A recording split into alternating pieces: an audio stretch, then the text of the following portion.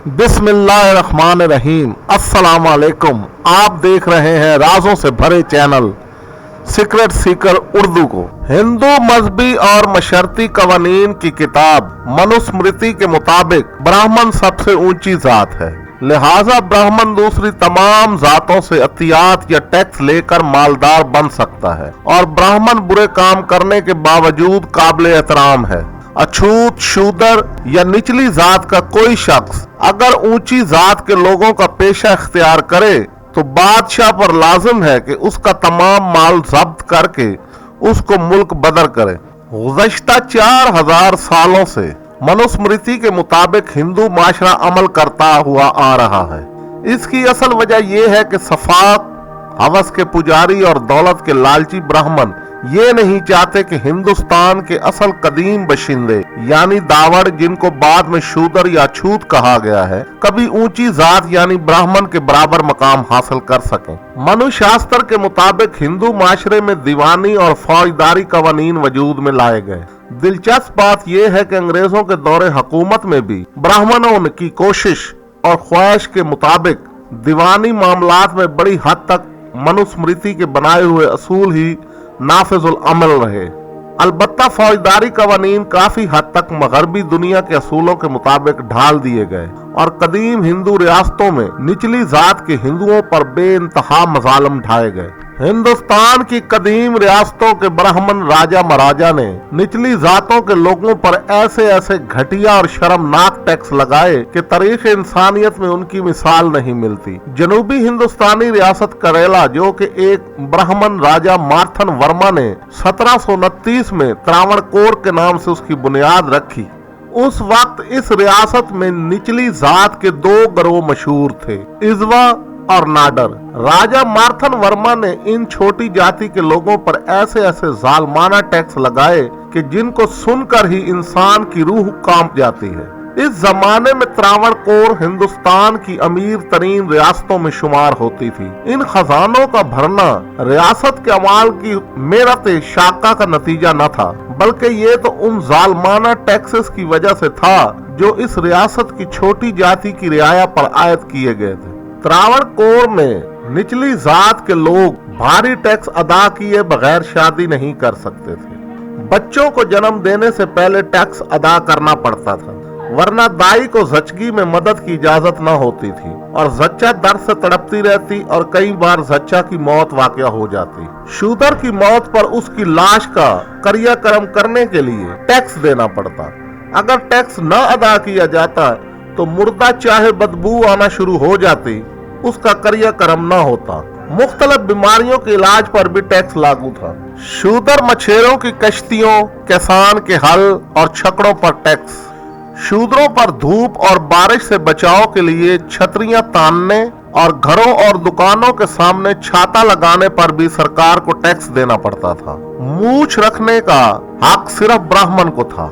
निचली जात का कोई शख्स अगर मूछ रखता तो टैक्स देना पड़ता, वरना बीच चौराहे में पकड़कर न सिर्फ मूछें मोड़ दी जाती बल्कि सर के बाल भी काट दिए जाते। निचली जात की औरतों पर इंतहाई शर्मनाक टैक्स लगाए गए। पर्दा करने या सर पर ओढ़नी लेने पर टैक्स अदा करना पड़ता, वरना सरकारी गुंडे गलियों और बाजारों में चलते फिरते औरतों के घूंघट नोच लेते और सरों से ओढ़नियां खींच ली जाती। और सबसे शर्मनाक टैक्स छाती ढांप कर रखने पर था, क्योंकि निचली जात की खवातीन को अपनी छाती छुपाने की इजाजत नहीं थी।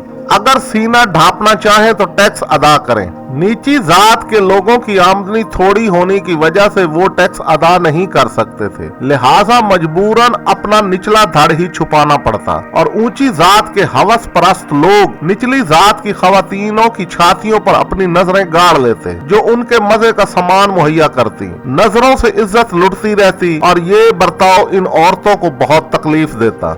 सबसे पहले 1803 में निचली जात की एक गैरतमंद औरत जिसका नाम नंगली था, अलमे बगावत बुलंद किया और अपने शोहर को इस बात पर कायल किया कि अब वो अपने पूरे बदन को ढांपेगी और मोला करम भी नहीं देगी। इस गांव के मुखिया को ये माजरा पता चला तो वो नंगली के पास आया और उसे डराया धमकाया कि तुम कानून को तोड़ रही हो, और कहा कि टैक्स अदा करो। नंगली ने फैसला मानने से इनकार कर दिया और कहा कि वो मोला करम भी नहीं देगी।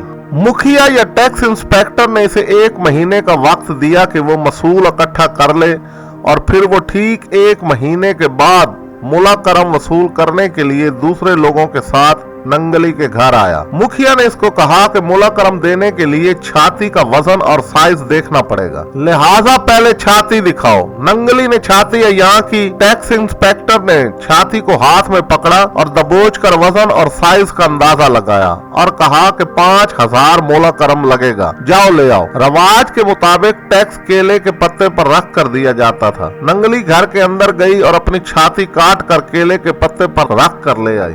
मुखिया को देकर कहा कि ये लो अस्तन, इसका मोला टैक्स चाहते थे ना तुम, अब ना ये छाती होगी और ना ही तुम मसूल मांगोगे। इसके इस अमल को देखकर मुखिया और बाकी लोग बड़बड़ाहट का शिकार हो गए और वहां से भाग गए। ज्यादा खून बह जाने की वजह से नंगली की मौत वाकया हो गई और उसका शौहर भी इस कदर रंजीदा हुआ कि बीवी की चिता के साथ सती हो गया। ये वाहिद मर्द था जो सती हुआ। इस वाक़े के अगले रोज ही इस जात के लोगों पर टैक्स खत्म कर दिया गया, क्योंकि नंगली का ताल्लुक इजवा जाति के ग्रुप से था, लिहाजा टैक्स इजवा पर खत्म हो गया, जबकि दूसरे ग्रोह नाडर पर 1924 तक ये टैक्स लागू रहा, जिसको बाद में अंग्रेज हुकूमत ने खत्म किया, क्योंकि नाडर जाति के लोगों ने ईसाईयत कबूल करना शुरू कर दी थी। रियाया के खून और पसीने से हासिल होने वाले टैक्स की ये सारी रकम हुकूमती खजाने में जाती और हुकूमती खजाना छुपाने के लिए श्री पद्म नाभा स्वामी के आश्रम, जो कि मौजूदा करेला में वाकया विष्णु का मंदिर है, को इस्तेमाल किया जाता। इस मंदिर में तह दर तह दोहरी दीवारों में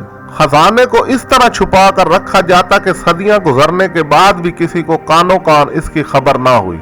चंद बरस कबल इस खजाने का सुराग लगाया तो हिंदुस्तान समेत सारी दुनिया इस खजाने की मालियत पर चौंक उठी, जो तकरीबन 50 खरब भारतीय रुपया लगाई गई है।